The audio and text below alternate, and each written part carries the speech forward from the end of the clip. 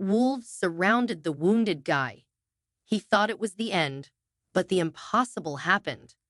One day in August 2005, Alex, the owner of a farm restaurant, went to the mountains to catch rabbits for business. However, something unexpected happened to him.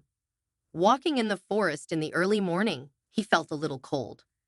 Just then, he heard voices in the grass in the distance. With a low whine, a wolf cub's head was exposed. Alex saw the wolf cub was not very big, so he dared to scrape the grass around the wolf cub.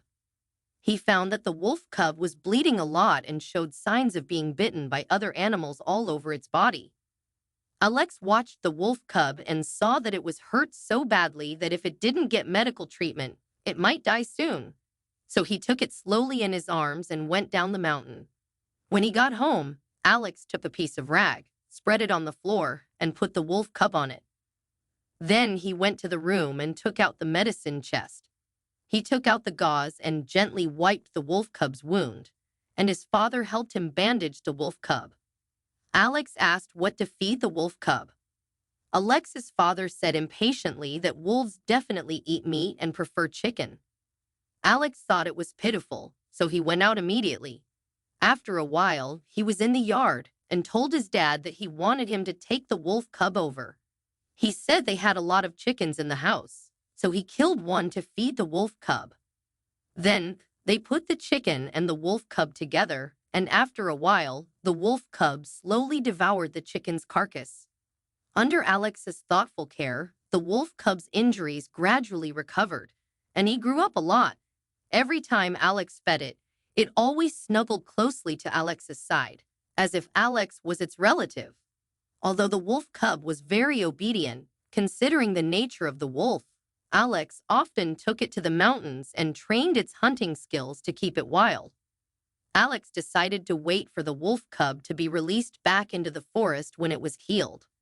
One morning, 3 months later, Alex fed the wolf cub and took it to the forest. He took the wolf cub to a lush grassy meadow halfway up the mountain. To Alex's surprise, the wolf cub still refused to leave, so the first release failed. Alex thought there was a good chance they were getting too close. The second time, he took it deep into the mountains. After reaching the deep mountains, the wolf cub walked in front of Alex. Alex said goodbye to it in his heart, then turned and quietly left. Worried that the wolf cub was following him, Alex walked down the mountain as fast as he could. But when he returned home, the sight in front of him shocked him. The wolf cub had come home before him. Seeing Alex panting, the wolf cub seemed to think it had won and ran around the yard. Alex felt helpless, but he didn't give up.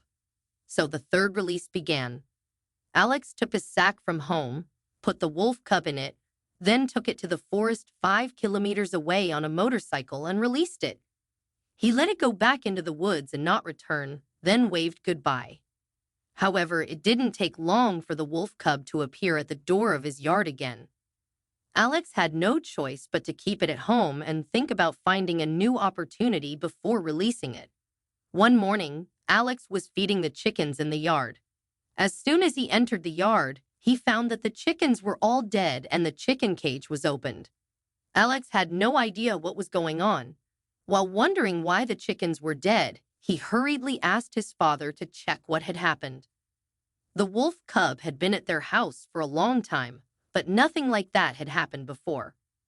The chickens were all dead but not taken, and they thought maybe they hadn't killed the chickens for food. They were still puzzled. That night, neither Alex nor his father slept. They stayed in the house to see how the chickens died. After waiting for a long time, they heard an abnormal noise from the yard in the second half of the night. They quietly walked out of the house with the long poles they had prepared. There also seemed to be noises in the wolf cub's house. They walked over to find out that it was a weasel. They were about to approach when the wolf cub walked from the house to the weasel, raised its head proudly, and howled. Then it rushed towards the weasel and fought with it. The physique of the weasel was no less than that of the wolf cub, but the wolf cub had an advantage, which made the weasel lose. After the battle, the wolf cub finally won but was injured again. Alex took good care of the wolf cub, and the wolf cub soon recovered. The wolf cub stayed at Alex's house for a while longer. When it had fully recovered, they felt it was time to send it back to the wild. This time, the wolf cub seemed to understand Alex's good intentions, so it gradually left. The wolf cub was back in the woods, but Alex had a hard time forgetting their time together. 2 years later, the business of Alex's farm restaurant was getting better and better, and people often wanted to eat wild rabbit meat, so Alex went up to the mountain more often.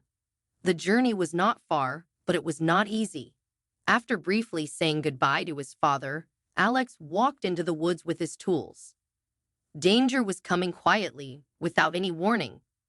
The sound of a big branch breaking suddenly echoed behind him, and snow fell from the branch. As soon as he turned his head, the big tree behind him fell toward him. Unprepared and with snow too slippery, he didn't have time to dodge. The fallen tree pressed down on his legs, and pain spread all over his body instantly. Alex was sweating profusely after a struggle. Whether from aching legs or a rush, no matter what he did, it was in vain.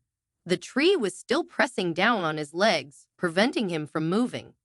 Time was running out, and Alex wanted to wait for someone to come and save him, but he thought that was unlikely. Even if someone found him, he would be frozen to death or eaten by wild animals. Alex couldn't move under the tree in the snow, so he became colder and more desperate. He closed his eyes and waited to die. Soon, there were several wolf howls. Alex thought he was hallucinating, but he struggled to open his eyes and look at the source of the sound. He saw a wolf standing not far away. Alex was shocked and desperate. He could only close his eyes again and wait for death. There was no sound for a long time. He just felt that the big tree pressing on his legs seemed to be slowly moving. He opened his eyes again in disbelief. At that time, a pack of wolves was biting at the branches and dragging the tree that was resting on his legs. He wondered if they had come to rescue him. Although he felt that possibility was small, he had a glimmer of hope. One of the wolves saw him open his eyes and walked toward him. The wolf quickly stood beside Alex and licked his cheeks, which were blue with cold. This made Alex feel even stranger. He wondered if the wolf thought he was dirty and wanted to lick him clean before eating him. Then it licked his hands and kept repeating that action. The wolf's expression showed no malice. Alex felt that the wolf's eyes seemed somewhat familiar. He recalled the wolf he had rescued and released on this mountain. He wondered if it was the same wolf. Alex felt a little relieved. The wolf kept licking his cheeks and hands, which made Alex a little warmer. It seemed the wolf was keeping him warm that way. Meanwhile, the other wolves were still dragging the tree off his legs. After much hard work, the wolves finally pulled the big tree away. Alex breathed a sigh of relief. His legs had stiffened under the pressure of the tree. The wolf saw that Alex still couldn't move and was lying on the ground shaking, so it raised its head and howled. All the wolves nearby gathered around. They lay beside him, as if to warm him with their bodies. Over time, Alex became warmer, and his hands moved freely. He sat up with difficulty, checked his legs, and found nothing serious, just numbness and lack of control. So he kept rubbing his legs with both hands. After some rubbing, his legs finally regained consciousness, and he could barely stand, which made him very happy. Only then did he look back and realize the wolves had left, leaving only their footprints in the snow. By the time he staggered home, it was almost dark, but he finally returned home safely. He had been rescued by the wolves, and he thought that might be God's reward for him. If he hadn't rescued the wolf cub and released it, he might have died. There are many things that animals repay, and feelings are not exclusive to humans, but to animals too.